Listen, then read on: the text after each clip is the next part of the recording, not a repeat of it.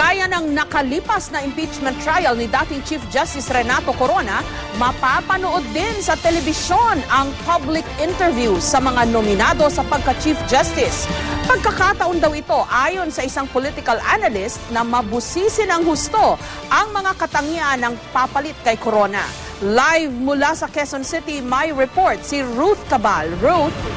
Jessica, ang Judicial and Bar Council ang may pangunahing trabaho para magsala sa mga tao na posibleng maging susunod na Chief Justice. Pero nga, matapos tutukan ng publiko yung impeachment trial ni dating Chief Justice Renato Corona, tila marami sa kanila mas involved na ngayon sa proseso ng magpili ng susunod na punong maestrado ng Korte Suprema. Well, kailangan parehas sila. Ano yung ng pareha? Patas? Patas, ganun. Bakit po? Siyempre, siya ang Chief Justice para hindi siya mapulaan. He or she should be self-driven, competent, very honest, disciplined. Mapabata man o matanda, tila may kanya-kanyang pamantayan ng publiko sa mga katangiang dapat taglayin ng susunod na punong maestrado ng Korte Suprema. Sabi nga ng ilan dahil raw sa mahigit na 5 buwang impeachment trial ni dating Chief Justice Renato Corona, nakala mo'y isang telenovelang sinubaybayan ng mga Pinoy, tila namulat ang marami sa kahalagahan ng posisyon ng isang punong maestrado. Since talamak na ngayon yung social media, sa Facebook and Twitter, as mga ganung sites sa internet, feeling ko mas nagiging involved ang public sa paggawa ng desisyon at para makalikom na din ng mga impormasyon para sila mismo ang gumawa ng sarilang mga pananaw nila. Sabi nga ng isang profesor sa UP College of Law, kung dati-rati mga tulad lang nila ang may pakialam sa proseso ng pagpili sa susunod na Chief Justice, ngayon hindi na. Tulad ng dati sila sa College of Law, may ninominate ngayon pero nakakagulat raw na maraming iba pang grupo at individual na di naman aktibo dati ang may kanya-kanyang pambato na rin para maging punong mahistrado. Nasa 72 ang nominations para sa Chief Justice na sinumite sa JBC. Mahigit 20 sa mga ito, tinanggap na ang nominasyon. Dahil yung mga tao, they were able to participate in the impeachment process, they feel they have an investment in the appointment of the next CJ. And so you can expect some degree of public participation in this election process. More than before, yung personal lives of the nominees for CJ will be scrutinized. Inaasahan raw na magiging mabusisi ang pagsasala ngayon sa nominees lalo pat matetelevise na rin ang interview sa kanila. Malaki rin daw kasi ang magiging responsibilidad ng susunod na Chief Justice bilang kapalit ng na-impeach na si Corona.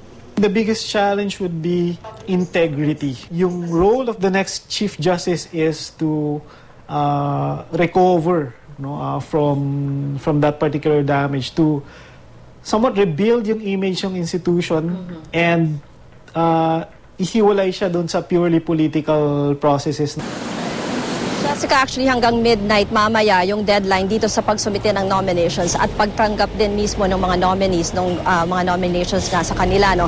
After nito, inaasahan na ang JBC will publish a long list and within publish yan sa newspapers, and within that time may 10 days ang sino man sa publiko na magpahayag ng kanilang opposition dyan sa mga nominees na yan, Jessica. Okay, Ruth, ang nababanggit lang yung public interviews ang televised. Ibig sabihin ba niyan may private interviews din o yung closed door, yung hindi natin makikita sa media at maging ang viewing public? Jessica, merong mangyayari ng mga ganyang klase ng interviews o kaya daw ay pwedeng mag-background investigation itong JBC doon sa mga nominees. Pinapayagan naman yan sa rules. Pero yung mismo nga formal interviews, yan yung talagang ite-televise. Pero may iba pang proseso ng pagsasala kasi may iba pang mga qualifications, may mga isasubmit dyan about the education, about the trainings of these other nominees. Tapos yung performance nila sa judiciary in the past. So may mga ganyan pa na pwedeng isumite. Kailangan rin niyang mag-submit ng mga medical certificate itong nominees na kasama din yan sa mga qualifications na listed ng JBC, Jessica. Okay, pero paano ba ang proseso? Kasi kung 72 ang nominees at lahat yan i-interviewin at susuriin ang qualifications, hindi ba napakahaba niyan? Hindi ba dapat gumawa muna sila ng long list and then a short list eventually? Tama, Jessica. Meron pa kasi silang pre-qualification stage. Ang initial na sinabi ng JBC, yung mga nominations na matatanggap nila ngayon, maglalabas sila kung sino pa doon sa mga more than 70 plus na yan, yung talagang tatanggapin bilang nominees dahil nga isasala pa muna nila yan. Tapos yung lalabas nilang listahan, yun yung sinasabi nila na long list na ipapublish sa newspapers. Tapos pag makita na natin sa newspapers, makita na ng public yung mga nasa listahan na yan, may chance pa sila na i-oppose yung mga nominations ng mga yan within 10 days. So hihintayin pa ng JBC na matanggap kung ano man yung opposition ng sinumang grupo dyan sa mga nominees. Tapos tsaka nila yan isasala ulit hanggang sa magsagawa na rin sila ng public interviews. They will release a schedule of the public interviews kung sino yung natira doon sa kanilang long list, Jessica. Okay, and I understand, Ruth, na susuriin din at iimbestigahan pati yung mga assets, mga ari-arian, bank accounts nitong mga nominees. Tama? May mga kasama na ganyan, Jessica. Although sa ngayon hindi tayo sure about the procedure kasi nga 'di ba mas